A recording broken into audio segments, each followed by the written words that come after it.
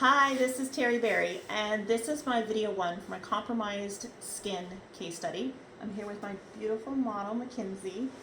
Mackenzie is a sufferer of rosacea, and she's never really found anything to help her symptoms.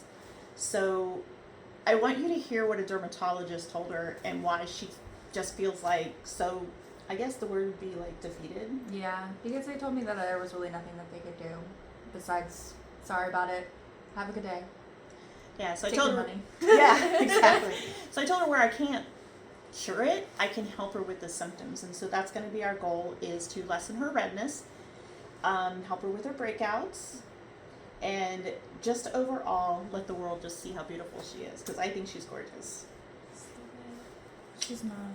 She tells me I'm crazy. She is a beautiful young lady. Hi. She does vape, and she knows that's a concern of mine, and she's going to be working on cutting back and quitting. And it's not for a guy, it's not for me, it's for herself. But Yeah. I am proud of her that she even wants to try, because I know it's hard. Yeah. So I will see you next week. You'll see her getting treatments and talk to her in 8 weeks. So we'll see you guys then. Bye.